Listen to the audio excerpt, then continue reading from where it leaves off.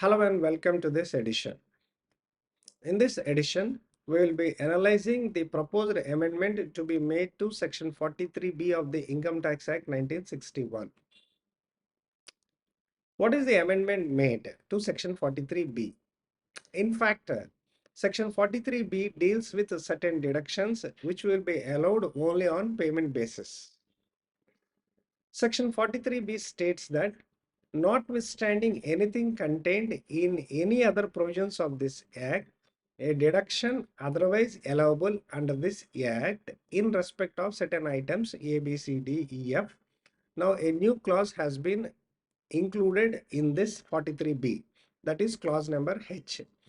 Any sum payable by the assessee to micro or small enterprise beyond the limit specified in section 15 of the Micro, Small, Medium Enterprises Development Act 2006 shall be allowed irrespective of the previous year in which the liability to pay such sum was incurred by the assessee, according to the method of accounting regularly employed by him, only in computing the income referred to in section 28 of that previous year in which such a sum is actually paid by him. So, any amount which is payable to micro or small enterprise beyond the time limit specified in section 15 of the MSMED Act 2006, that will be allowed only on payment basis irrespective of the method of accounting regularly employed by the SSC. Now here we have to understand certain terms. What is a micro enterprise? What is a small enterprise? What is section 15 of the MSMED Act? All these terms we need to understand to analyze the implication of this amendment which has been brought about in section 43B of the Income Tax Act 1961. Not only this clause H has been included in section 43B, but also the proviso to section 43B has got amended to include a line that is except the provision of clause H. Prior to this amendment, what are all the items which are listed in section 43B?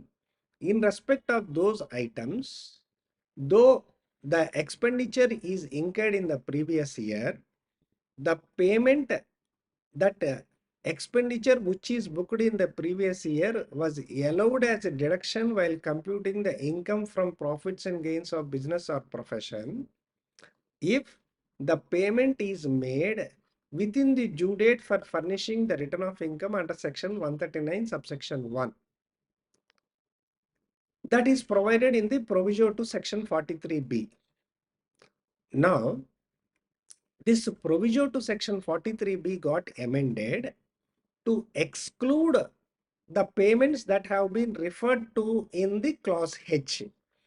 Clause H is the newly inserted clause in section 43B, which restricts the deduction made or deduction of expenditure incurred in respect of micro or small enterprises. Explanation 4 to section 43B also got amended to include clause E and clause G. The clause E and clause G of explanation 4 gives the definition of micro or small enterprise.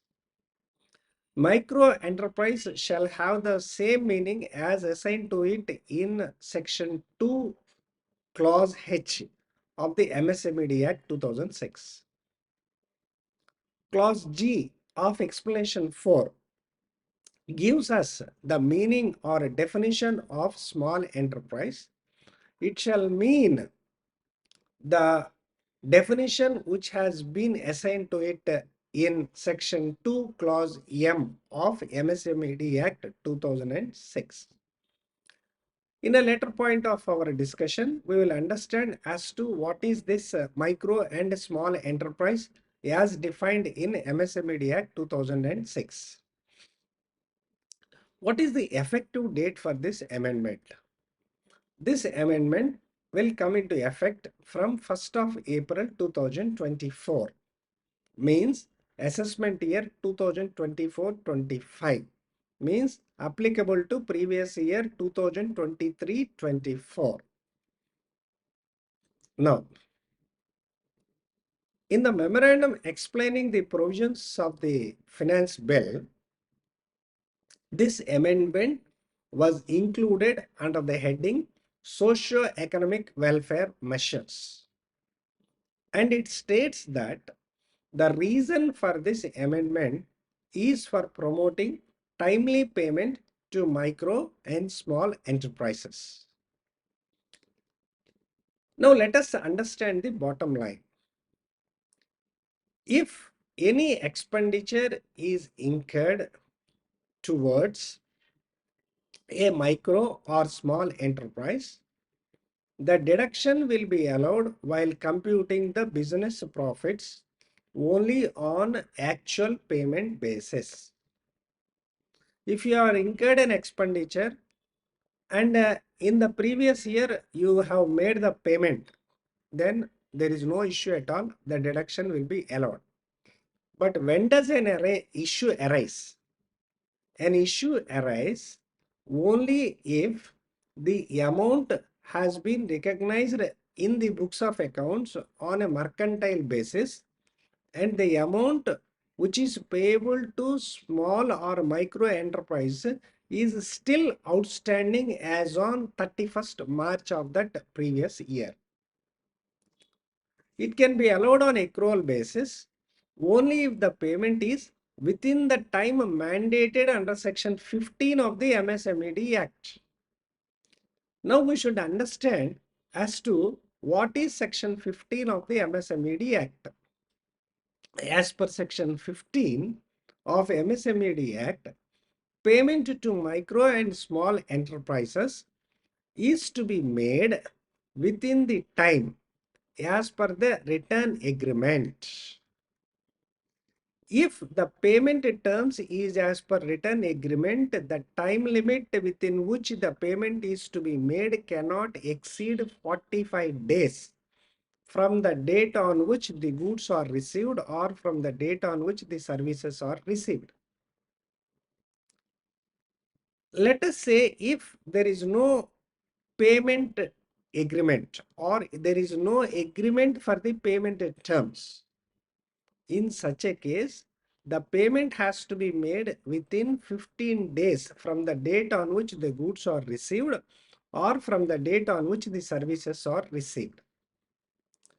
Now, this payment period is given in section 15 of the MSMED Act. Now, let us understand as to what do you mean by micro enterprise and what do you mean by a small enterprise. Already in the one of the previous slide, we have examined explanation 4. The amendment made to explanation 4, you have clause E and clause G which defines micro and small enterprise. Now what does explanation 4 state? Micro enterprise will have the same meaning as assigned to it in the MSMED Act. Small enterprise will have the same meaning as assigned to it in the MSMED Act. In MSMED Act, section 2, which deals with the definition, for the definition of a micro and small enterprise, it refers to section 7 of the said Act. In section 7 of the said Act, the central government has the power to include certain other enterprises also within the ambit of micro enterprise, or the criteria for classification of micro or small enterprise. The government has the authority by way of issue of a notification to modify the criteria for classifying an enterprise as a micro or small enterprise. Accordingly, As per the latest notifications, an enterprise will be classified as a micro if their investment in plant and machinery or equipment is under 1 crore and the turnover is up to 5 crores. So the investment in plant machinery equipment can't exceed 1 crore and the turnover can't exceed 5 crores. If these twin conditions are satisfied by an enterprise, it will be classified as a micro enterprise. What do you mean by a small enterprise? An enterprise will be classified as a small enterprise if investment in plant machinery equipment is under rupees 10 crores and the turnover is under 50 crores. So actually the criteria is under 1 crore, under 5 crores. Means it can't be even 1 crore or 5 crores. Similarly, for a small enterprise, the investment in plant and machinery equipment should be under 10 crores and the turnover should be under 50 crores. Right? Previously, prior to 1st of July 2020, there used to be a differentiation between a manufacturing concern and a service concern. But with effect from 1st July 2020, this differentiation has been removed and both manufacturing and service sectors are treated at a par for the purpose of classification. From 2nd of July 2021, the government has included retail and wholesale traders also as MSMEs. So the government included wholesalers as well as retailers. They also can be registered under MSME Act. Now, this is the criteria for classification of an enterprise as to micro or small enterprise. Now, friends, let us understand the implication of this amendment by way of certain examples. Let's take the first example. Rama & Co. is a partnership firm which purchased goods from Krishna & Co. Krishna & Co. is a small enterprise for rupees 30 lakhs on 24th of November 2023 and they have paid this amount on 30th of March 2024. So what happened is Rama & Co. purchased goods. Rama & Co. purchased the goods and the previous year is 2023-24, right? And they have purchased goods from Krishna & Co. They have purchased goods from Krishna & Co. And this they have received goods in November 2023 and on, let us say, March 30th 2024 they have paid the amount. Krishna & Co. is a small enterprise.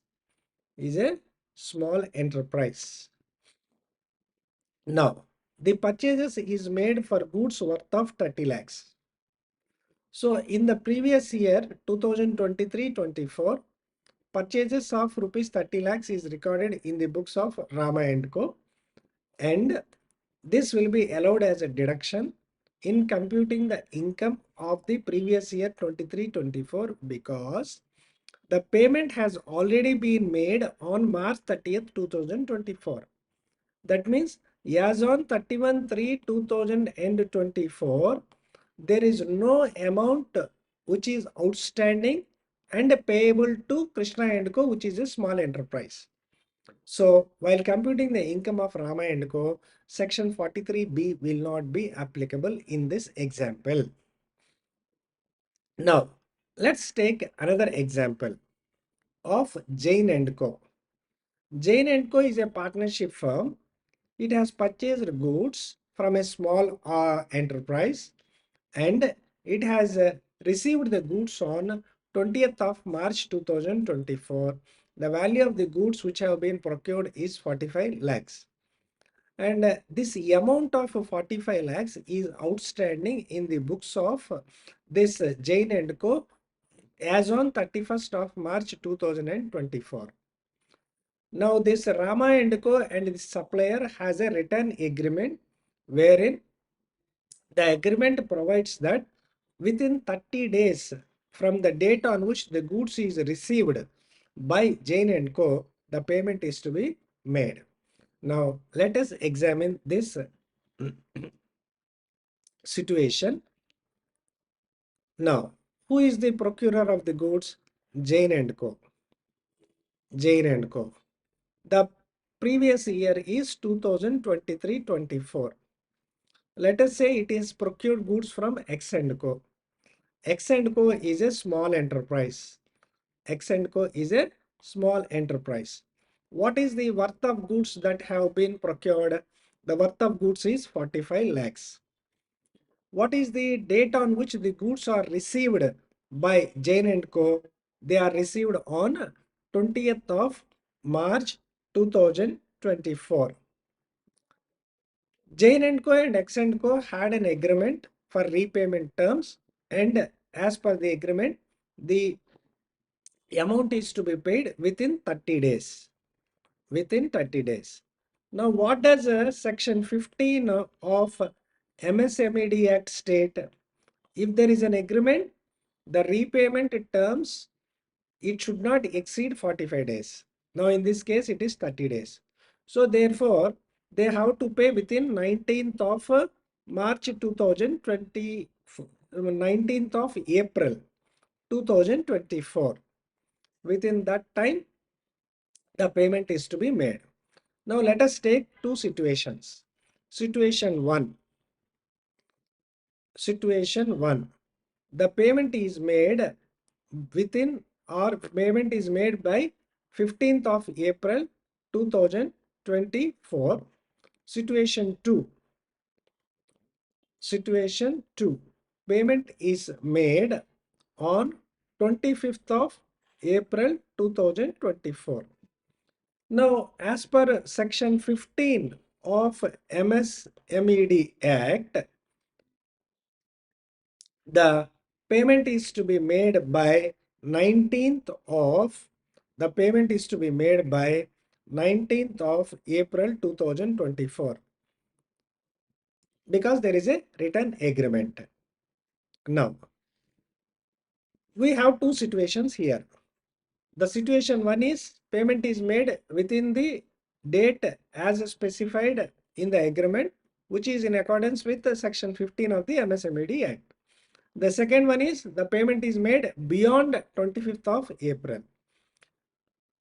Now, the income of this Jain and Co is 5 lakhs before any adjustment is made under section 43B. So here also 5 lakhs. Here also 5 lakhs. Now, disallowance as per section 43B. Here there is no disallowance. Why? The payment has been made within the due date as specified in MSMED Act section 15. Now here what happened is the payment is not made as per section 15 of the MSMED Act. Therefore, what will happen is this amount of 45 lakhs which has been paid, which has been the value of goods which have been received from a small enterprise, payment is not made within the date specified as per section 15 of MSMED Act. Now this will be added to income because section 43B disallows this expenditure for which the payment is still due as on 31st March 2024. Now the income is where the payment is made within due date 5 lakhs, the income here is 50 lakhs. My dear friends, because of a delay of 6 days, what happened is the income of Jain and Co became 50 lakhs from 5 lakhs. This being a partnership firm, The tax will be 30% plus education cess plus surcharge if applicable. Let us leave alone this education cess and surcharge. Let's take the basic tax itself. It is 30%. Here it is 1,50,000 tax payable, and here it is 15 lakhs tax payable. My dear friends, this will pose to be a huge undue hardship on the persons who procures goods from small and micro enterprises. Now let us say in this example, since the amount is paid in situation 2, the amount is paid after the due date specified in section 15 of the MSMED Act. So during the previous year 2023-24, deduction was not allowed and addition is made to the income. But what will happen is during the previous year 2024-25, this 45 lakhs addition which has been made will be allowed as a deduction, right? Now during 24-25, let us say the normal income is 6 lakhs. Now what will happen is for previous year 2024-25, this person will be returning a loss of 39 lakhs. My dear friends, if this person's income is ranging from, let us say, 5 lakhs to 7 lakhs, then how many years it will take? At least, let us say this person's income is around 5 lakhs, then it will take around 5 lakhs means 37 or 8 years, right? Now, if let us say this happens to be around 75 lakhs, then what will happen? Here, the 69 lakhs will be the loss reported. How many years it will take? Now, how many years you can carry forward your loss? It is restricted to 8 years. Friends, this amendment is going to have huge ramifications. It is going to place undue hardships on the SSEs. Now, let us say in this case, X Limited supplied goods to Jane & Co. X Limited, in order to trade or manufacture, might have procured certain inputs from, let us say, P& Co. Now, P& Co is also a small enterprise. Now, there will be a chain reaction. If this fellow defaults, this fellow will be in a doldrums. So if all these persons happens to be small or micro enterprises, there will be a chain reaction. There will be a chain reaction. Now let us examine another situation wherein Agarwal and Co received services from Ganapati and Co on 25th of March 2024 for 15 lakhs. The amount is outstanding as on 31/3/24. There is no agreement for repayment period. As per section 15 of the MSMED Act, if there is no agreement, the amount is to be paid within 15 days. Now, in this situation, what happened? This 15 lakhs is due as on 31/3/2024. Now, when was the services rendered? As on 25th of when was the services rendered? The services was rendered on 25th of March 2024. So from here, within 15 days, the payment is to be made. Let us suppose the amount is outstanding as on 31/3/24. Now 15 lakhs will be allowed as deduction only when this person pays within 15 days, maybe 9th of April 2024. Else 15 lakhs will be disallowed while computing the income for the previous year 2023-24 by virtue of section 43B. So friends, From these three examples, we have understood that because of this amendment brought about in section 43B, huge implication will be there in respect of SSCs. Now, as per the provisions explaining or memorandum explaining the amendments in the Finance Act, there it has been mentioned that this amendment has been brought about as a socio-economic welfare measure, and this is brought about in order to see that the payments to micro and small enterprises are paid in a prompt time. Friends, is this really going to help micro and small enterprises, or it is going to help revenue? Wherein in one of the example, we examined that instead of 1,50,000 as a revenue, the government is going to get 15 lakhs from that particular SSC. Of course, surcharge and education cess apart. So friends, if one small enterprise procures from another, thereafter that small enterprise procures from another, if there is a delay in payment by one person, automatically that there will be a chain effect. Now, if they are burdened with so much of tax, if they are burdened with so much of tax, I am afraid many businesses may become sick or unviable due to huge tax demands. Imagine a person who is required to pay 1,50,000, if he is asked to pay 15 lakhs, what will be the implication? This person, not only that, that person is also required to pay, apart from education cess and this surcharge, he may also required to pay interest under section 234B and 234C. Whenever a person is liable to pay statutory dues, that person will give importance to make the payment of statutory dues, because he will be burdened with interest as a day pass on. Therefore, what will happen is this statutory payment will have importance over payments like salaries and wages. Also, with these type of amendments through section 43B, where the payment is allowed only on a cash basis, or where the deduction is allowed only the cash is paid, the amount is paid, then I am afraid real income is not charged to tax. The intention or objective of the Income Tax Act should be charge real income of people.